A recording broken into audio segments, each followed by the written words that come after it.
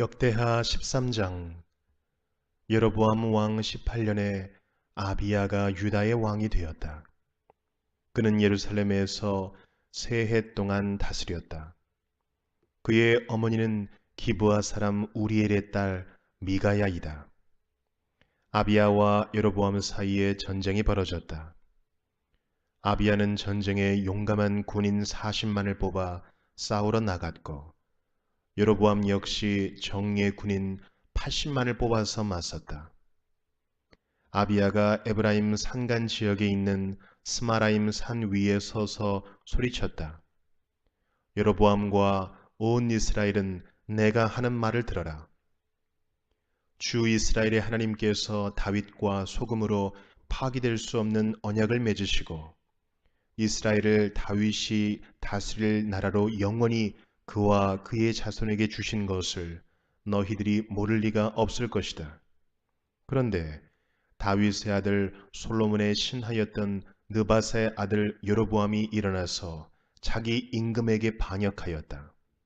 건달과 불량배들이 여로보암 주변으로 몰려들어 솔로몬의 아들 르호보암을 대적하였다. 그때에 르호보암은 아직 어리고 마음도 약하여 그들을 막아낼 힘이 없었다. 너희는 수도 많고 또 여로보암이 너희의 신이라고 만들어준 금송아지들이 너희와 함께 있다고 해서 지금 다윗의 자손이 맡아 다스리는 주님의 나라를 감히 대적하고 있다. 너희는 아론의 자손인 주님의 제사장들뿐 아니라 레위 사람들까지 내쫓고 이방 나라의 백성들이 하듯이 너희 마음대로 제사장들을 임명하지 않았느냐? 누구든지 수송아지 한 마리와 순양 7마리만 끌고 와서 성직을 맡겠다고 하면 허수아비 신의 제사장이 되는 것이 아니냐? 그러나 우리에게는 주님만이 우리의 하나님이다. 우리는 그를 저버리지 않았다. 주님을 섬기는 제사장들은 다 아론의 자손이다. 레위 사람들도 자기들의 직무를 수행하고 있다. 그들은 날마다 아침 저녁으로 주님께 번제를 드리고 향을 피워 드리고 깨끗한 상에 빵을 차려놓고 금 등잔대에는 저녁마다 불을 밝힌다. 이렇게 우리는 주님께서 정하여 주신 법도를 지키고 있다. 그러나 너희는 그 법도를 저버렸다. 똑똑히 보아라. 하나님은 우리와 함께 계신다. 그가 우리의 우두머리이시다. 그의 제사장들은 너희를 공격할 때에 불려고 비상 나팔을 들고 서 있다. 이스라엘 자손아, 너희 주 조상의 하나님과 싸울 생각은 하지 말아라. 이길 수 없는 싸움이 아니겠느냐.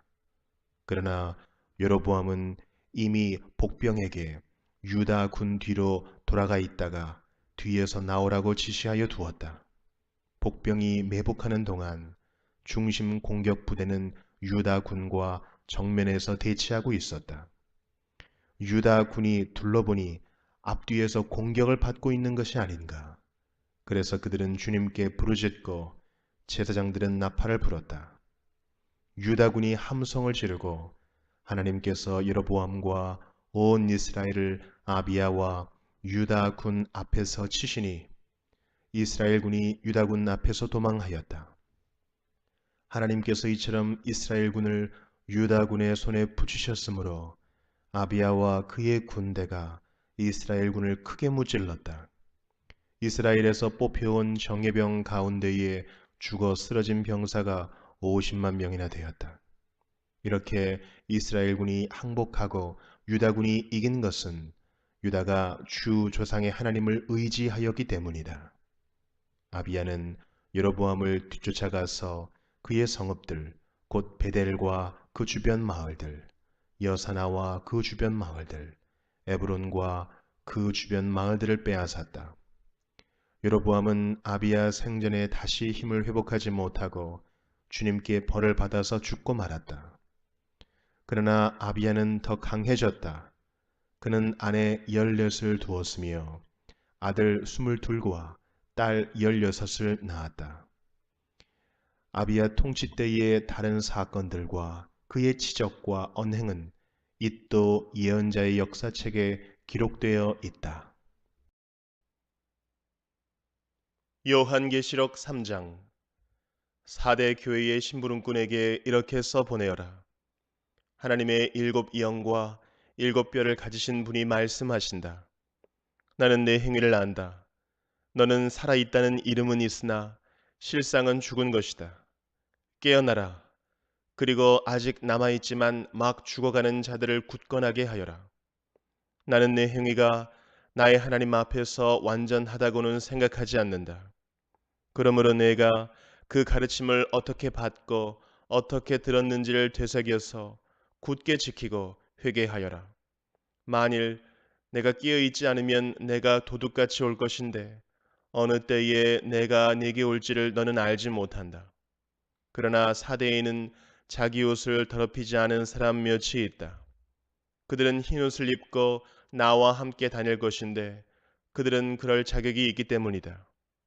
이기는 사람은 이와 같이 흰 옷을 입을 것인데 나는 그의 이름을 생명책에서 지워버리지 않을 것이며 내 아버지 앞과 아버지의 천사들 앞에서 그의 이름을 시인할 것이다. 귀가 있는 사람은 성령이 교회들에 하시는 말씀을 들어라. 빌라델비아 교회의 심부름꾼에게 이렇게 써보내라. 거룩하신 분, 참되신 분, 다윗의 열쇠를 가지고 계신 분, 여시면 닫을 사람이 없고 닫으시면 열 사람이 없는 그분이 말씀하신다. 나는 내 행위를 안다. 보아라, 내가 내 앞에 문을 하나 열어두었는데 아무도 그것을 닫을 수 없다. 내가 힘은 적으나 내 말을 지키며 내 이름을 모른다고 하지 않았다. 보아라, 내가 사탄의 무리에 속한 자들을 내 손에 맡기겠다. 그들은 스스로 유대 사람이라고 하지만 사실은 그렇지 않고 거짓말을 하는 자들이다. 보아라, 내가 그들이 와서 내 앞에 꿇어 엎드리게 하고 내가 너를 사랑하였다는 것을 알게 하겠다. 인내하라는 내 말을 내가 지켰으니 온 세상에 닥쳐올 시험을 받을 때에 나도 너를 지켜주겠다. 시험은 땅 위에 사는 사람들을 시험하려고 닥치는 것이다. 내가 곧 가겠다. 너는 내가 가진 것을 굳게 붙잡아서 아무도 내 면류관을 빼앗지 못하게 하여라. 이기는 사람은 내가 내 하나님의 성전의 기둥이 되게 하겠다. 그는 다시는 성전을 떠나지 않을 것이다. 나는 내 하나님의 이름과 내 하나님의 도시, 곧 하늘에서 내 하나님께로부터 내려오는 새 예루살렘의 이름과 또 나의 새 이름을 그 사람의 몸에 써두겠다. 귀가 있는 사람은 성령이 교회들에 하시는 말씀을 들어라. 라오디게아 교회의 심부름꾼에게 이렇게 써 보내어라. 아멘이신 분이시여, 신실하시고 참되신 증인이시여, 하나님의 창조의 처음이신 분이 말씀하신다. 나는 내 행위를 안다. 너는 차지도 않고 뜨겁지도 않다. 내가 차든지 뜨겁든지 하면 좋겠다. 내가 이렇게 미지근하여 뜨겁지도 않고 차지도 않으니 나는 너를 내 입에서 뱉어버리겠다. 너는 풍족하여 부족한 것이 조금도 없다고 하지만 실상 너는 내가 비참하고 불쌍하고 가난하고 눈이 멀고 벌거벗은 것을 알지 못한다. 그러므로 나는 내게 권한다. 내가 부유하게 되려거든 불에 정연한 금을 내게서 사고 내 벌거벗은 수치를 가려서 드러내지 않으려거든 흰옷을 사서 입고 내 눈이 밝아지려거든 안약을 사서 눈에 발라라. 나는 내가 사랑하는 사람은 누구든지 책망도 하고 징계도 한다. 그러므로 너는 열심을 내어 노력하고 회개하여라. 보아라, 내가 문 밖에 서서 문을 두드리고 있다. 누구든지 내 음성을 듣고 문을 열면 나는 그에게로 들어가서 그와 함께 먹고 그는 나와 함께 먹을 것이다. 이기는 사람은 내가 이긴 뒤에 내 아버지와 함께 아버지의 보좌에 앉은 것과 같이 나와 함께 내 보좌에 앉게 하여 주겠다. 귀가 있는 사람은 성령이 교회들에 하시는 말씀을 들어라. 학계 1장. 다리우스 왕 2년 여섯째 달 그달 초하루에 학계 예언자가 주님의 말씀을 받아서 스알디엘의 아들 수룹바벨 유다 총독과 여호사닥의 아들 여호수아 대제사장에게 전하였다. 만군의 주님께서 이렇게 말씀하신다. 이 백성이 말하기를 때가 되지 않았다. 주님의 성전을 지을 때가 되지 않았다고 한다.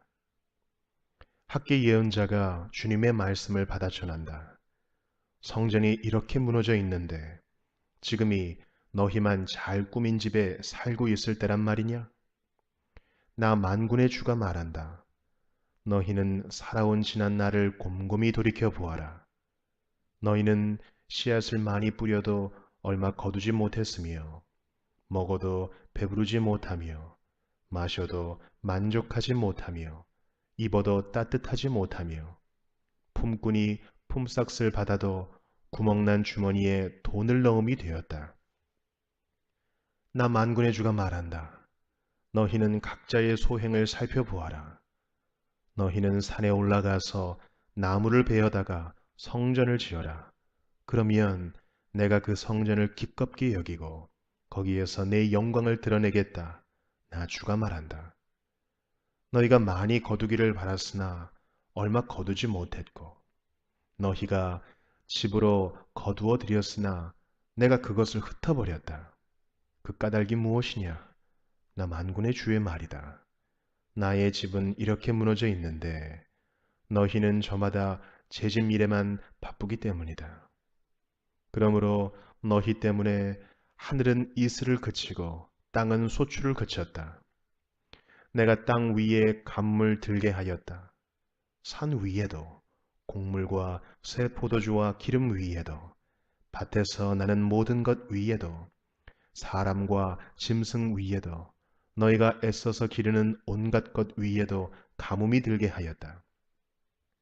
스알디엘의 아들 수룹바벨과 여호사닥의 아들 여호수아 대제사장과 남아있는 모든 백성이 주 그들의 하나님이 하신 말씀과 주 하나님이 보내신 학계 예언자가 한 말을 따랐다. 백성은 주님을 두려워하였다. 주님의 특사 학계는 주님께서 하신 말씀을 백성에게 전하였다. 내가 너희와 함께 있겠다. 나 주의 말이다. 주님께서 스알디엘의 아들 수룹바벨 유다 총독의 마음과 여호사닥의 아들 여호수아 대제사장의 마음과 남아있는 모든 백성의 마음을 감동시키셨다. 그래서 백성이 와서 그들의 하나님 만군의 주님의 성전을 짓는 일을 하였다. 때는 다리우스 왕 2년 여섯째 달, 그달 24일이다. 요한복음 2장. 사흘째 되는 날에 갈릴리 가나에 혼인잔치가 있었다. 예수의 어머니가 거기에 계셨고 예수와 그의 제자들도 그 잔치에 초대를 받았다. 그런데 포도주가 떨어지니 예수의 어머니가 예수에게 말하기를 포도주가 떨어졌다 하였다. 예수께서 어머니에게 말씀하셨다. 여자여, 그것이 나와 당신에게 무슨 상관이 있습니까?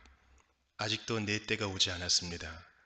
그 어머니가 일꾼들에게 이르기를 무엇이든지 그가 시키는 대로 하세요 하였다. 그런데 유대 사람의 정결 예법을 따라 거기에는 돌로 만든 물 항아리 6이 놓여 있었는데 그것은 물 2세 동이들이 항아리였다.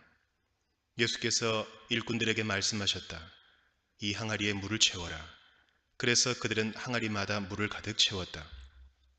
예수께서 그들에게 말씀하시기를 이제는 떠서 잔치를 맡은 이에게 가져다 주어라 하시니 그들이 그대로 하였다.